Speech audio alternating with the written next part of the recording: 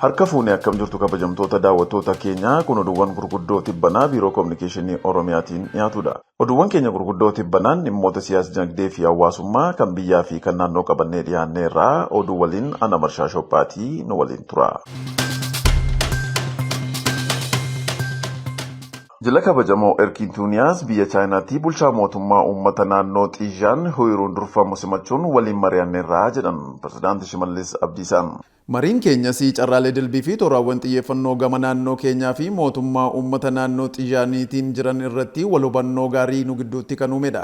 Bu'uuruma kanaan dhimmoota waloo akka teekinooloojii makaanaayizeeshinii fi qorannoo qonnaa manufaakcharingii industirii, kalaqa, barnoota ogummaa fi investimentii alaa, hidhamiinsa dinagdee fi daldalaa, aadaa, fayyaa, saayinsii fi teekinooloojii irratti waliin hojjechuu fi waliigaltee akeekii mallatteessineerra.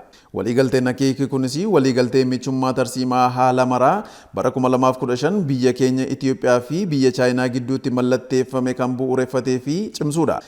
Mootummaan naannoo Oromiyaa carraalee fi dilbii gama kaaniin jiran haala misoomsuu fi dandeessisuu uumuu fi qophii ta'uu jilichaa fi kan mirkaneesse yoo ta'u, tooraawwan waliin hojjechuu fi waliigaltee akeekii irra geenyee cinatti dhimmoota wal fakkaatan biroo akka barbaachisummaa isaaniitti dabaluu fi waliigalleerra. Carraa kanaan deeggarsa mootummaan uummata naannoo Xiyyaan bulchiinsa lafa gogaa irratti armaan dura nuuf taasisee fi mootummaa naannoo Oromiyaa galata olaanaa kan qabuuf ta'uu ibsuun barbaada.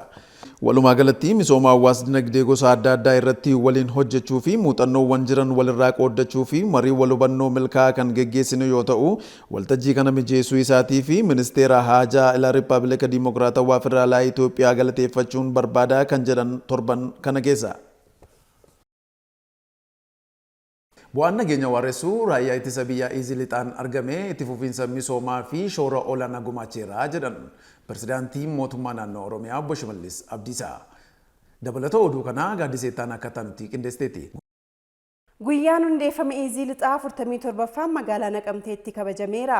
Sirna kanarratti kan argaman Pirezidaantii mootummaa naannoo Oromiyaa Obbo Shimallis Abdiisaa lixa Oromiyaatti misoomni daangaadhaa hamma daangaatti akka itti fufuu kan taasise nageenya waaraa argameeni kun immoo bu'aa raayyaa ittisa biyyaa Lixaatiin jedhaniiru.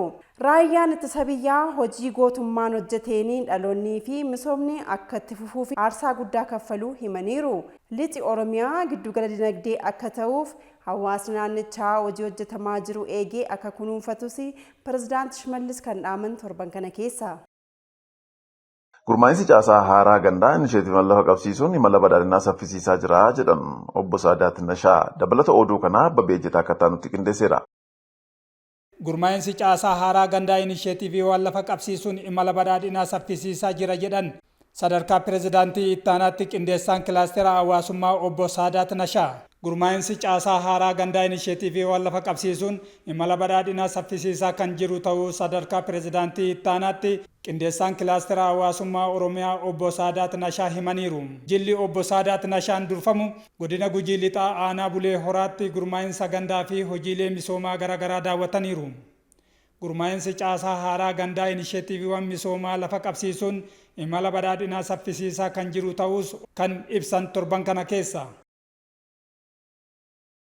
Guutuu Oromiyaatti talaalliin gifiraa qindaawwan caamsaa 6 bara 2017 irraa eegalee kan kennamu ta'uu biiroon fayyaa Oromiyaa beeksise. Dabalata oduu kanaa Biraanuu Tarrafaa akka ta'utti qindeesseera.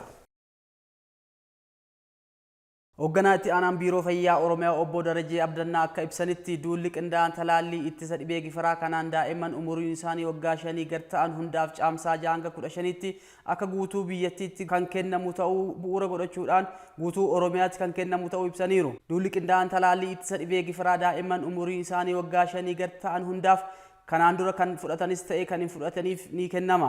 Duulli qindaa'an talaallii ittisa dhibee gifiraa daa'imman umuriin isaanii waggaa 5 gad ta'an hundaaf kanaan dura talaalamanis talaalamuu baatanis kan fudhatan ta'a. Duulli talaallii kun yeroo gaggeeffamutti dabalataan raabsa vaayitaamin A fi kiniiniin farra maxxantuu raammoo garaa keessaa calallii hanqina nyaataa gaggeessuu daa'imman umurii isaanii waggaa 5 gad ta'an kanneen dhukkubsatanii gara dhaabbilee fayyaa erguun akka yaalamaniif haadholiin sababa da'umsaatiin wal qabatee fincaaniif bobbaa to'achuu hin dandeenye yookaan feessullaa qaban adda baasuun gara yaalaatti geessuun kan gaggeeffamu ta'a jedhan. Talaallii qindaa'aa dhibee gifiraa kanaan daa'imman miliyoona 7.3 kennamu karoorfamuu ibsanii kunis dhaabbilee fayyaa jiran hunda keessatti jiddugaloota yeroodhaaf qophaa'an keessatti kan kennamu ta'uu himaniiru.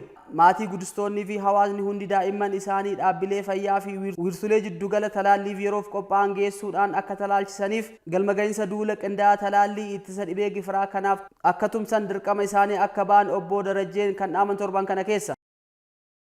Egaan daawwattoota keenyaa oduuwwan keenya gurguddoo tibbanaa kanarraaf qabannee dhiyaannee xumurree jirra.